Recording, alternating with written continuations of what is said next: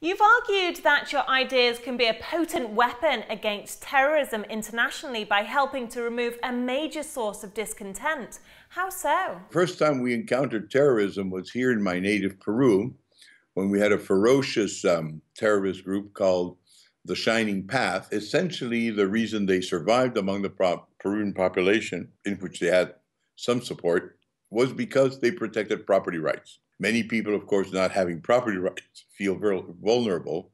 And when a terrorist group comes by and says, look, we're going to protect them, we've got the arms, we've got the weapons, they manage to get a certain amount of control. And wherever we've gone, we've seen that terrorists don't just terrorize people, they also have political ambitions. And so they try and be kind to them and offer a service. A very frequent service is, let us protect the boundaries of the territories you hold or the things you own for which you work. By the government coming in and awarding property rights, and by these being informed, whether it's by titling, recording, or title insurance mechanisms, you actually are able then to put these people within the law and supply everybody the kind of information that is necessary to locate a terrorist were that necessary. You see, essentially, an outlaw, a criminal, is a person without an address. So the first thing you need to be able to follow and make everybody's life secure is knowing where they belong, where things are, and making sure that it's a society that protects its goods by law and not by violence. What does the Arab Spring teach us about poverty? Those who were willing to give their lives to spark off that movement, that massive movement, which still is shaking up most of the Middle East and North Africa,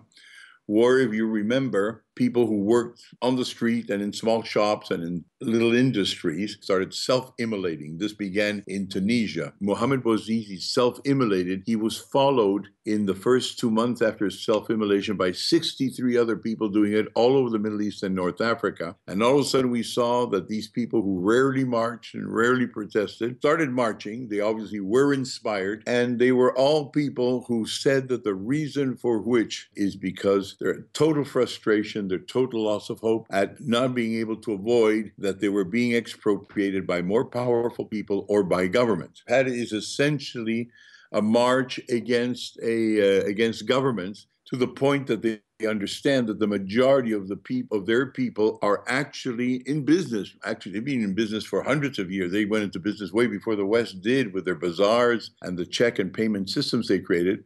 But they are now a massive majority, which now sees clearly that the West is far ahead of them. Mohammed Bouazizi, when he committed suicide, wore sneakers and white socks, blue jeans, a basketball jacket, and a T-shirt, and he had his hair cut short. In other words, the Cold War was won by the West a long time ago, and that's where everybody wants to go. And we sometimes forget that you can't go unless you have property rights and good courts, and you've got good contracts, and you've got a rule of law that works.